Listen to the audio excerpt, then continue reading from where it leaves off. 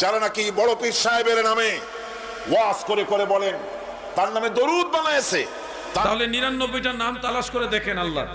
আল্লাহর ৯৯ নামের মধ্যে গাউস কোনো নাম নাই। আব্দুল কাদের জিলানী রহমতুল্লাহ আলাইহি আমাদের সমাজে অনেকে গাউসুল আজম বলে থাকেন। কারণ শরিক হলে শিরিক হয় না, শরিক হইলেই শিরক হয় না। শিরক করার জন্য নিয়ম লাগে। কয় গাউসে পাক, গাউসে পাক কে? কথা বলেন। ওই সিক্স প্যাক বক্তার কথাই বলছি। আমি বললাম আল্লাহর নাম গাউসুল আজম। আমি এবার পবিত্র কোরআন খুললাম। পবিত্র কোরআনের প্রথমে আপনারা সকলেই জানেন আল্লাহর ৯৯টা সিফাতি নাম আছে। আপনি দেখুন, একটা নাম যদি আল্লাহর নাম গাউসুল আজম দেখাতে পারেন, আমি আর বাংলাদেশে ওয়াজ করব না। আসসালামু আলাইকুম ওয়া রাহমাতুল্লাহি ওয়া বারাকাতুহু। দর্শক শ্রোতা, যারা আমার এই ভিডিওটি দেখছেন দেশে ও প্রবাসে, সবাইকে আন্তরিক মোবারকবাদ। বাংলাদেশের তরিকতপন্থী লোক বড় পীর আব্দুল কাদের জিলানী রহমতুল্লাহ আলাইকে গাউসে পাক বা গাউসুল আজম বলে ডাকে। আসলে কি গাউসুল আজম বলা শিরিক? এটা কি আল্লাহর সাথে শরিক করা হয়? এই বিষয় নিয়ে আহলে সুন্নাত ওয়াল জামাতের হানাফি মাযহাবের আলেমগণ কি বলেছেন, ভিডিওটি পুরোপুরি দেখলে আপনারা সমাধান পেয়ে যাবেন।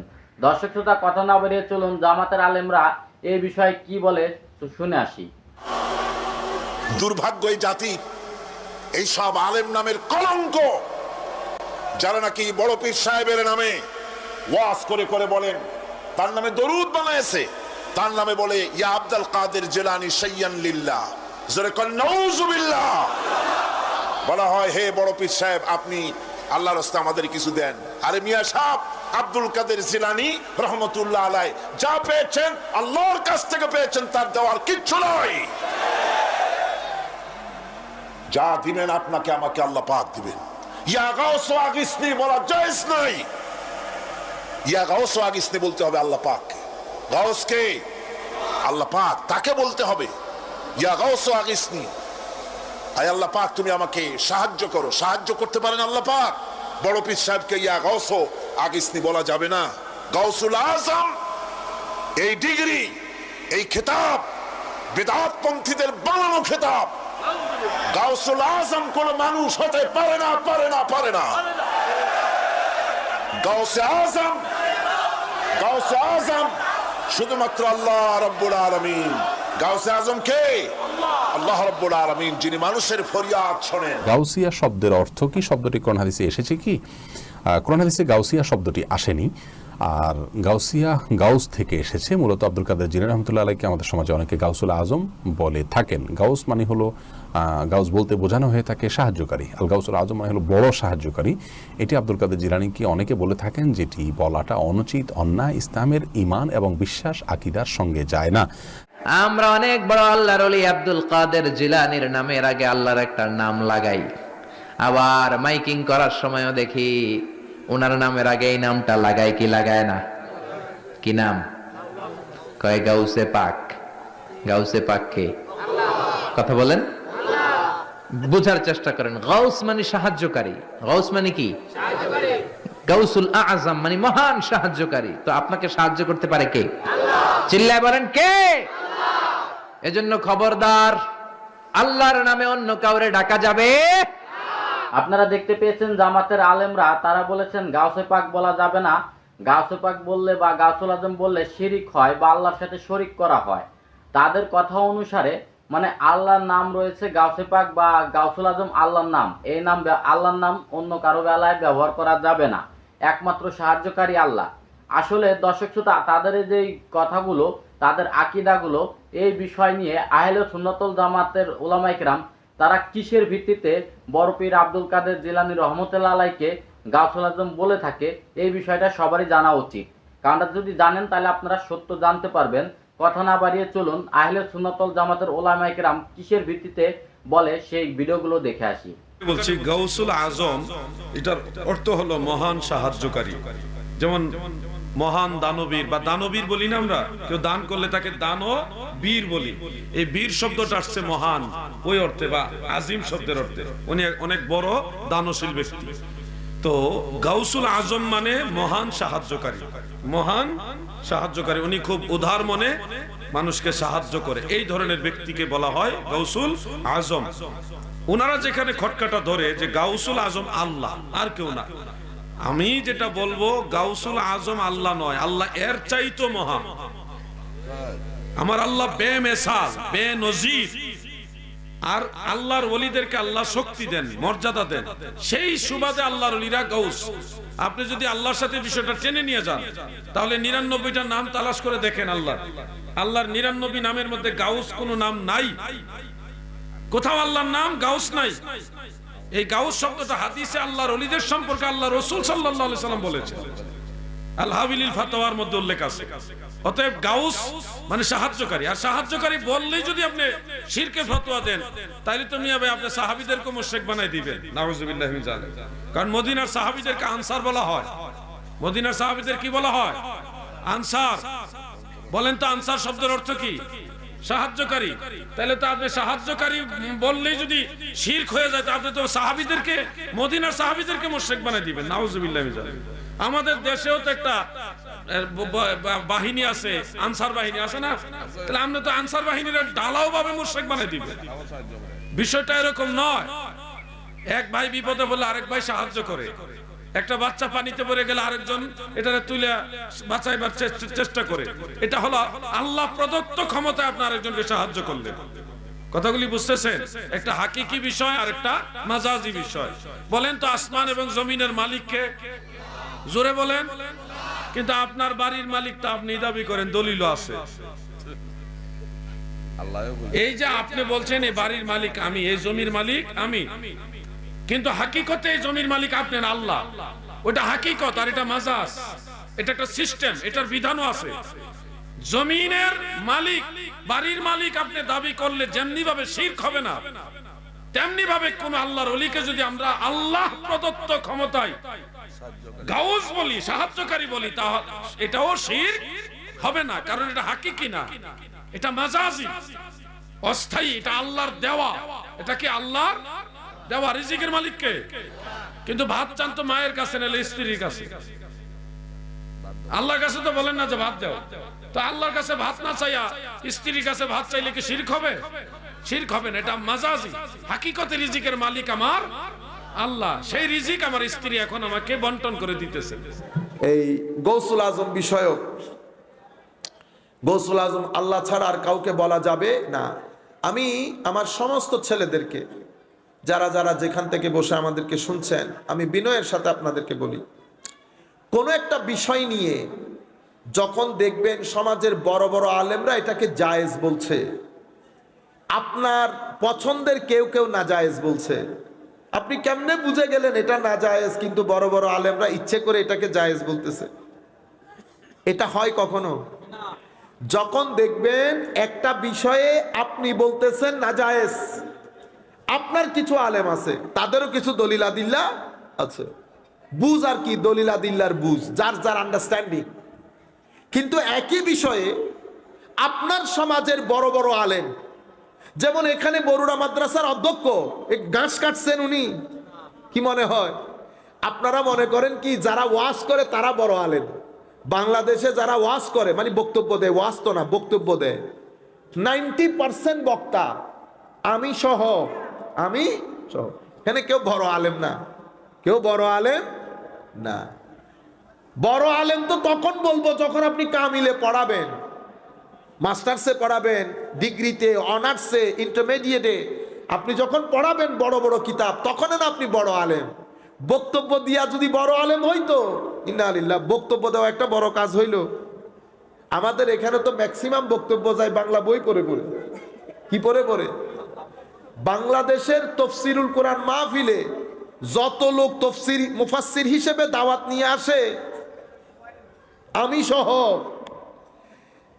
কি বলবো আর কি, সবাই বলেন ইন্না লিল্লাহি ওয়া ইন্না ইলাইহি রাজিউন। বাস, বাংলাদেশের মাদ্রাসাগুলোর মধ্যে তফসির পড়ানোর লোক নাই, মাহফিলে মুফাসসিরের অভাব নাই।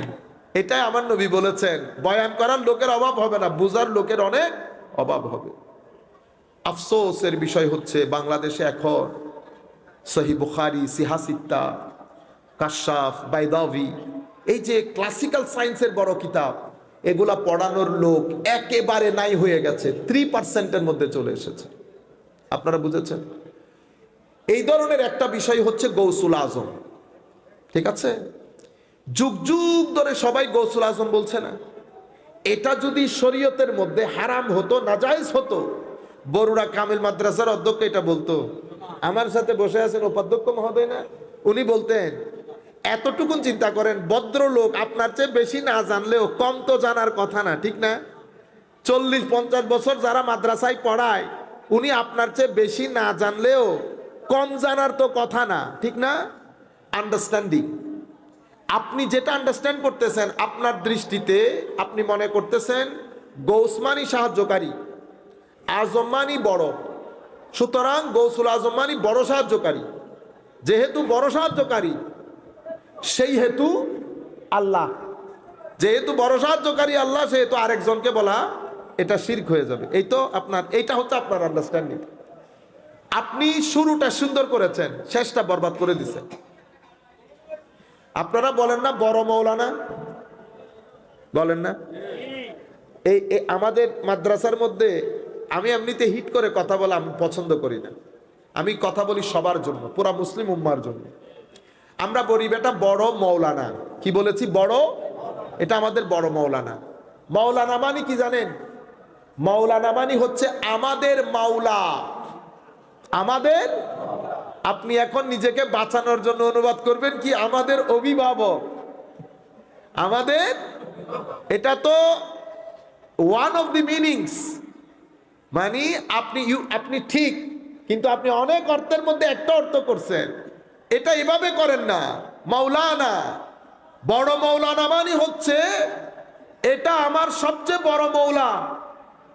তো যদি গৌসুল আজম শিরিক হয় তো এটাও শিরিক হবে। কারণ আপনি আমাকে বলবেন এটা শিরিক না কেন, যেই কারণে এটা শিরিক না একই কারণে এটাও শিরিক না। Very simple. মৌলাকে আল্লাহ না, আল্লাহ না মৌলা? তো আপনি কেমনে মৌলা হইলেন? আচ্ছা মৌলা তবুও মেনে নিলাম মৌলা, এর মধ্যে আবার মৌলা না বলতেছেন, না পরে আবার বলতেছেন বড়। উমা আপনি বড়, ওইটাও সহ্য করব আমি, মৌলানা এটাও সহ্য করলাম, আপনি এটা সহ্য করলেন। আমি কিন্তু এটাকে শিরিক বলতেছি না, কারণ শরিক হলে শিরিক হয় না, শরিক হইলেই শিরক হয় না। শিরক করার জন্য নিয়ম লাগে।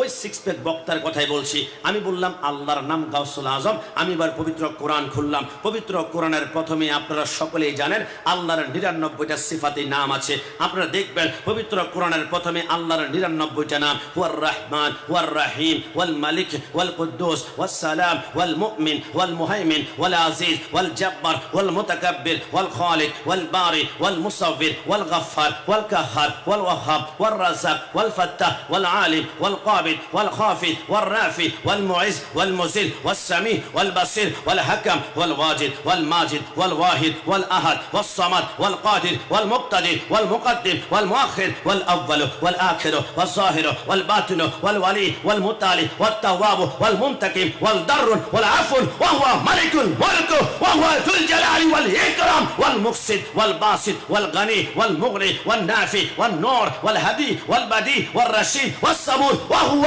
لا إله إلا الله। গাউসুল আজম একটা নাম নাই, যারা বলবে গাউসুল আজম আল্লাহর নাম, এরা হচ্ছে আন্তর্জাতিক মিথ্যাবাদী। ডান হাত তুলে বলো ঠিক কিনা। আপনি দেখুন একটা নাম যদি আল্লাহর নাম গাউসুল আজম দেখাতে পারেন, আমি আর বাংলাদেশে ওয়াজ করব না, আলোচনা ইউটিউবের মাধ্যমে যাবে। তবে হ্যাঁ, আমি আরো খুঁজলাম তাফসীর রুহুল বায়ান নামে একখানা কোরআনের তাফসীর গ্রন্থ আছে, সেইখানে আল্লাহর 4999 নাম আছে। আমি 3 দিন ধরে সেই নামগুলা ঘাঁটলাম, একটা নামও আমি গাউসুল আজম পেলাম না। তাহলে সেই বুঝাতে চাচ্ছে গাউস অর্থ সাহায্যকারী, আজম মানে মহান, মহান সাহায্যকারী একমাত্র আল্লাহ। সে বলতে চাচ্ছে মহান সাহায্যকারী একমাত্র আল্লাহ। আরে বোকা, মহান সাহায্যকারী একমাত্র আল্লাহ এটা তো আমরা নিজেরও জানি, কিন্তু গাউসুল আজমকে কখনো কি আমরা খোদা মনে করেছি? এর জবান খুলে বলুন, খোদা মনে করেছি? আরে না, তুমি যদি বলো তোমার কথাই ধরে নিলাম 1 মিনিটের জন্য গাউসুল আজম আল্লাহর সিফাতি নাম, 1 মিনিটের জন্য মেনে নিলাম, তাহলে আল্লাহর সিফাতি নাম কি রাখা যাবে না? তাহলে আসুন না, সূরা হাসরের শেষ 3 আয়াতে আমার আল্লাহ বলেছে ওয়াল্লাহুল্লাযী লা ইলাহা ইল্লাহু আল মালিকুল কুদ্দুসুস সালামুল মুমিনুল মুহাইমিন। আমার আল্লাহ বলে আমি আল্লাহর এক নাম মালিক, এক নাম কুদ্দুস, কুদ্দুস, এক নাম সালাম, এক নাম মোহামেন। আমাদের নোয়াপাড়াতে অসংখ্য মালেক আছে, অসংখ্য কুদ্দুস আছে, অসংখ্য সালাম আছে, অসংখ্য মোহামেন আছে। তো আল্লাহর নাম মালিক, এই জন্য কারণ নাম মালিক লাগতে কি কুফরি হয়ে যাবে? আরে না, আল্লাহর নাম রহমান। আমাদের নোয়াপাড়াতে অসংখ্য রহমান আছে। আল্লাহর নাম গাফুর, অসংখ্য গাফুর আছে। আল্লাহর সিফাতি নাম যে কেউ রাখতে পারে, কিন্তু আল্লাহর জাতি নাম একটা হচ্ছে আল্লাহ। এই আল্লাহ নামটা একমাত্র আল্লাহর জন্য খাস, অন্য কেউ রাখলে কাফের বেঈমান হয়ে যাবে। কথা বলুন ঠিক কি না? কিন্তু গাউসুল আজম সিফাতি নাম যদি তুমি বলো, তাহলে তবে এটা সিফাতি নাম নয়। গাউসুল আজম এটা কোনো নাম নয়। আমাদের চেয়ারম্যান সাহেব আজকে উপস্থিত হয়েছেন। চেয়ারম্যান এটা নাম নয়, এটা একটা পদবি। ওনার স্পেশাল একটা নাম আছে, প্রধানমন্ত্রী। এটা নাম নয়, এটা একটা লকব, এটা একটা টাইটেল, এটা একটা পদবি। আবার এমপি আছে, এটা নাম নয়, এটা টাইটেল। আবার মেয়র আছে, কাউন্সিলর আছে, এইগুলা নাম নয়। গাউসুল আজম এটা নাম নয়, এটা একটা পদবীর নাম। বলে কেমন ভাবে? একজন সাধারণ মানুষ থেকে গাউসুল আজম পর্যন্ত পৌঁছতে হলে আপনাকে 14টা স্তর অতিক্রম করতে হবে। প্রথমে মানুষ হতে হবে, মুসলমান হতে হবে, তারপর ইমানদার, তারপর আউলিয়া, তারপর আওতাদ, তারপর আবদাল, তারপর কুতুব, তারপর কুতুবুল আকতাব, তারপর গাউস, তারপর গাউসুল আজম। এই 14টা স্তর অতিক্রম করার পরে আমার গাউসুল আজম আব্দুল কাদের জিলানী তিনি গাউসিয়াতের তবকার মধ্যে পৌঁছে গিয়েছেন। আর তিনার নামে গাউসিয়া কমিটি বাংলাদেশ। ওই গাউসিয়া কমিটির সাথে যারা অ্যাডজাস্ট হবে, নিশ্চিতভাবে বলতে পারে ওরা কখনো জঙ্গি হতে পারে না। ওরা কখনো বাংলাদেশের সম্পত্তির উপরে গাড়ির মধ্যে আগুন লাগাতে পারে না। তারা কখনো বাইস্তুতি চত্বরে গিয়ে যুবকের রাগ কাটতে পারে না। কারণ গাউসুল আজম শিক্ষা দিয়েছে শান্তি। আর বর্তমান অসংখ্য টুপি মাথায় দিয়ে বাংলাদেশে অরাজকতা সৃষ্টি করছে। এরা ইসলামের নাম বিক্রি করে ইহুদিদের এজেন্ডা বাস্তবায়ন করছে। ডান হাত তুলে বলা ঠিক কিনা? দর্শক শ্রোতা, আপনারা দেখতে পেয়েছেন আহলে সুন্নাত ওয়াল জামাতের উলামায়ে কিরাম এই গাউসুল আজম বলা যাবে কিনা সেই বিষয়ে কিন্তু দলিল দিয়ে জবাব দিয়েছেন। গাউসুল আজম বললে কোনো শিরিক হবে না বা আল্লাহর সাথে শরীক হবে না। আপনারা পুরো ভিডিও দেখেছেন, আপনারা অবশ্যই বুঝতে পেরেছেন যে কাদের দলিল সঠিক। আসলে আহলে সুন্নাত ওয়াল জামাতের উলামায়ে কিরামের যে দলিল বা তাদের যে কথাগুলো অনুসারে বলেছে, সে যদি গাউসুল আজম বলেন তাতে আপনাদের কোনো ক্ষতি নেই এবং কি পাপও নেই। দর্শক শ্রোতা, তবে আজকের এই ভিডিওটি এই পর্যন্তই। ভিডিওটি ভালো লাগলে অবশ্যই লাইক কমেন্ট শেয়ার করবেন এবং কি চ্যানেলটি সাবস্ক্রাইব করবেন। আল্লাহ হাফেজ।